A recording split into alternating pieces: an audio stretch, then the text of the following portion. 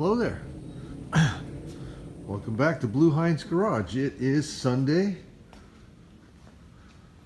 June, what is it, 18th, I think. It's Father's Day. I don't know the date. And we're doing a little tiny bit more here on Dearborn Granny. You see I got my exhaust pieces Friday afternoon. Worked on this yesterday, got it all fitted up.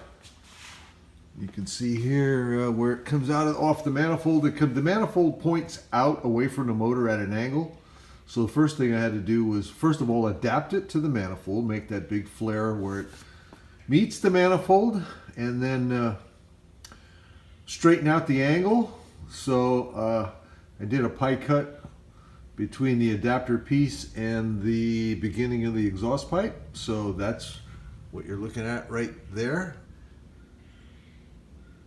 And then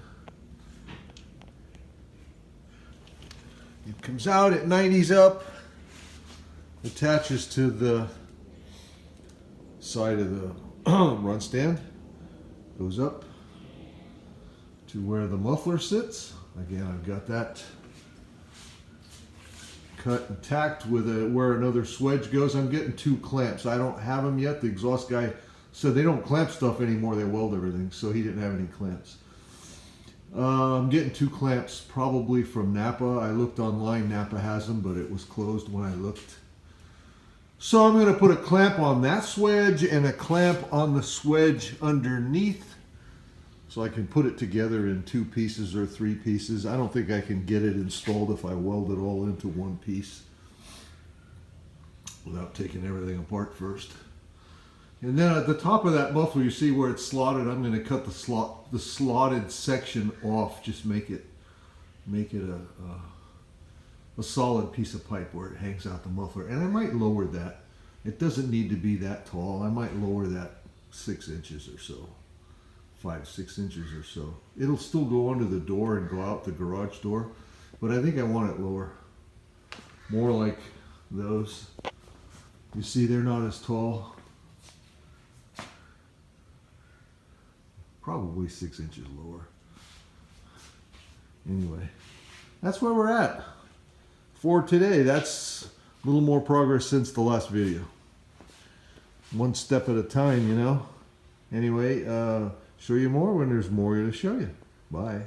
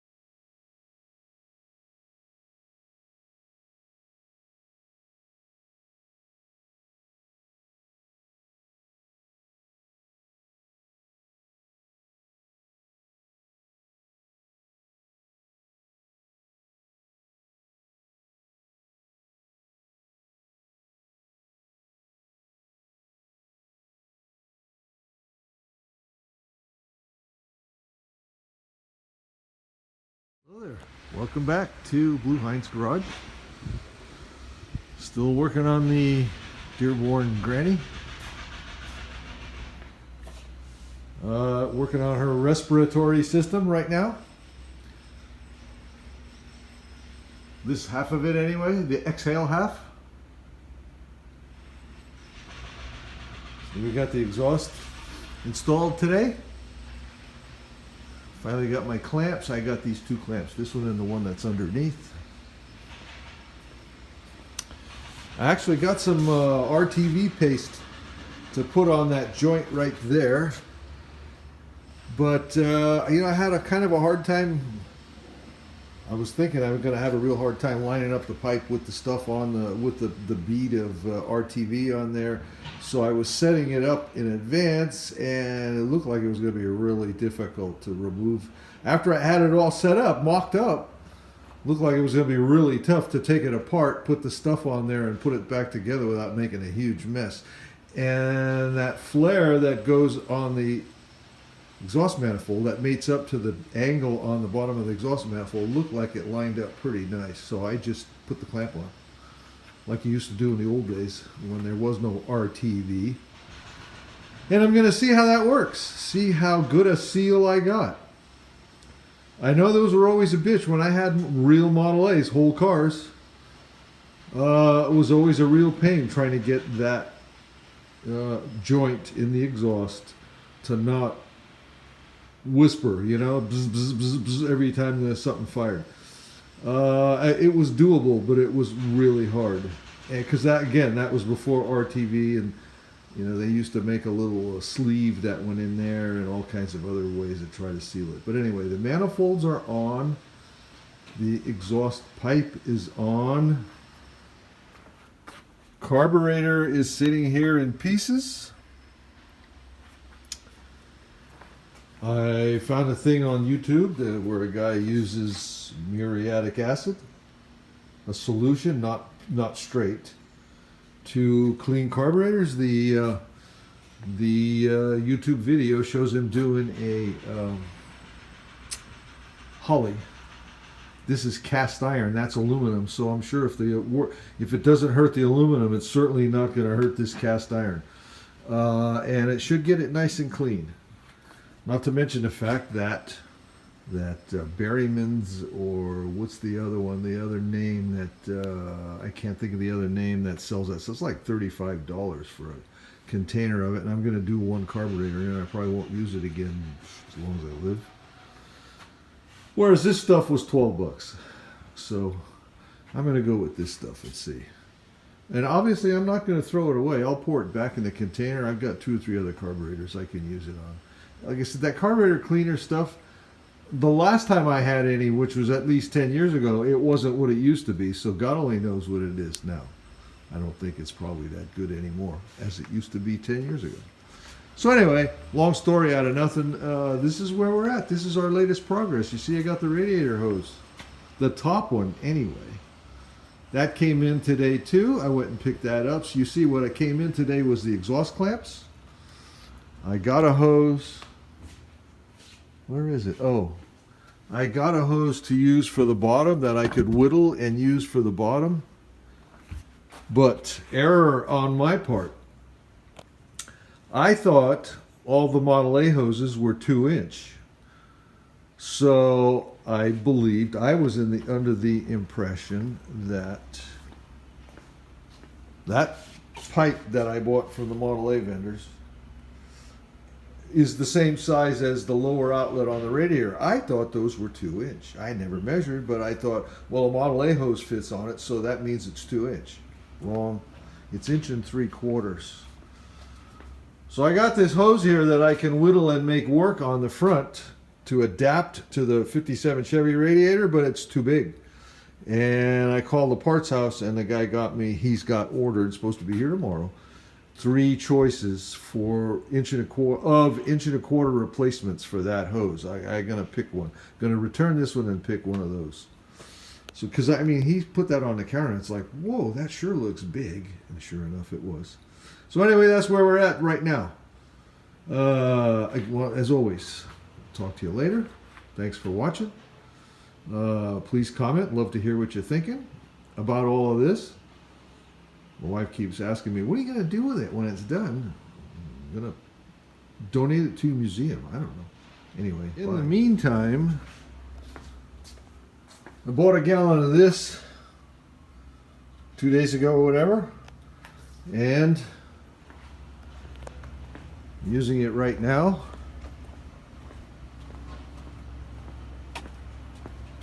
Right there. Can you see that? Can you see that action at all? I can't tell on the lens here. There's a lot of glare. Yeah, I think you can probably see it. It's foaming. It's working. So this is 3/4 of a gallon of water and 10 ounces of acid. And I got the carburetor, all the jets, and all the rest of the pieces. Everything but the float and the needle valve, because I'm replacing the needle valve, and the float looked fine, so it doesn't need, I didn't want to put it in there. So right now it's been in there for roughly 20 minutes. I'm going to leave it, I think, an hour and take a look, see what it looks like, and go from there. And there's where it goes when I take it out of the acid. First step anyway. That's water and dissolved baking soda to neutralize any acid that might be left. And then I'll rinse it with just cold water. All right. Okay, well, here's where we ended up with this hose. If you recall, when I started, it was 290s and a bend in the middle. The bend in the middle got cut out and removed.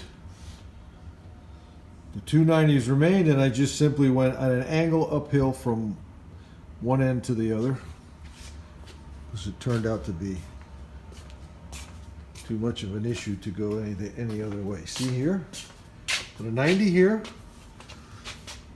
Made a little support down here. And simply went, I don't know, can you tell it's going uphill? Simply went uphill to the other one.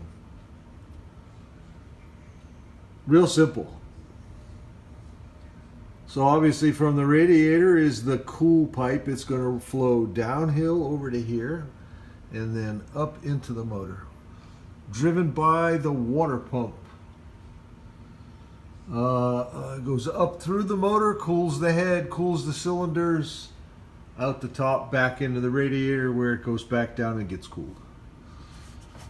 There's the path of the water. See, yeah, this is nice and solid. See, the whole stand is moving.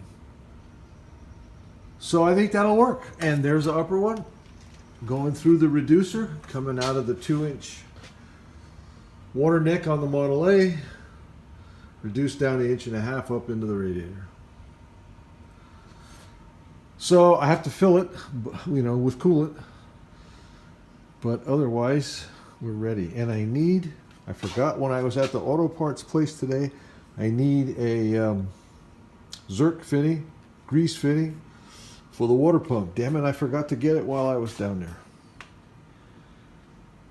So there's the exhaust. I mean the coolant.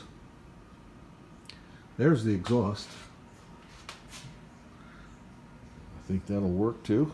I hope I don't have any leaks at the manifold, but we'll see. Anyway, that's where we're at the end of today. So right now I'm gathering up materials. Oh, and I soaked the carburetor today in the muriatic acid. Looks pretty clean. And all the rest of the stuff is over here after going through the same bath. So, and it's rinsed. I've put it in a baking soda solution right out of the acid, and then washed it, rinsed it with cold water, cold clear water, and then blew it dry. That's where it's at right now. So I got those things done today. This is another rental project that I'm going to go attack tomorrow. We're trying to modify some cabinets in a kitchen to generate 3 more inches of refrigerator space so we can install a bigger refrigerator in this 2-bedroom unit. So I'm gathering up tools right now and a few materials so that I can get over there tomorrow. And the first thing I need to do is remove a granite countertop that's on the top of this 2 little cabinets. I got a 18-inch and a 21-inch cabinet joined together. I'm going to attempt to take the countertop off, remove the 18-inch cabinet in order to shrink it by 3 inches and make it a 15-inch cabinet. get a new door for it and a new drawer for it, put it back together, so that the space that's next to it for the refrigerator will become 3 inches wider. So again, that's what I'm trying to do now, is gather everything up so tomorrow morning I can just throw it all in the truck and go away and attack that. So see you later. Bye.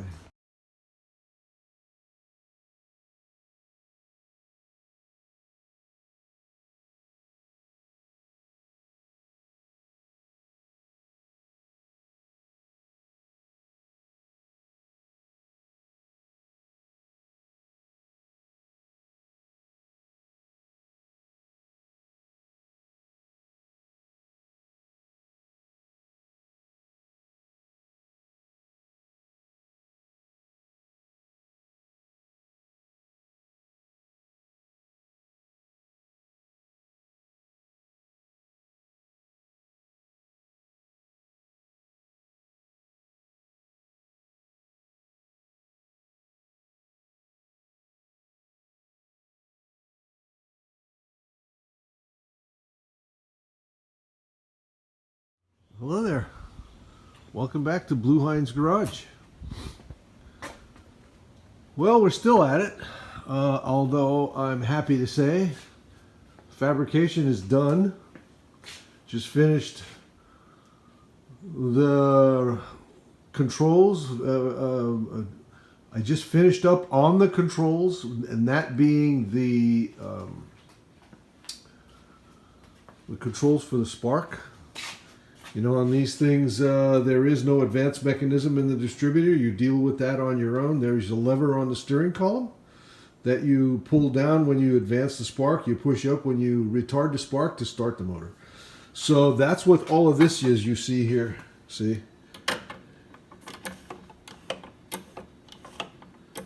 And that's controlled from right here when you're standing in front of this thing, operating the motor. So that's what I just finished. That's the ignition, advance, and retard. I'm going to paint it. I got it all fabricated. I'm going to paint it black, the sheet metal pieces.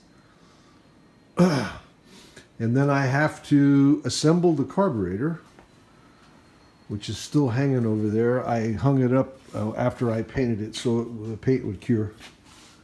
And like I said, it's still hanging over there. So I have to assemble that, put it, install it here, put the fuel line back, and put some gas in the tank. And I believe then it's ready to fire. It's been timed. You see I made the coil wire. So like I said, at that point, it should be ready to give it a try. See if Granny can come back to life again. So that's where we're at. Show you more when there's more to show you. Bye. There you go. Directions, if you will. Okay. Clear as mud.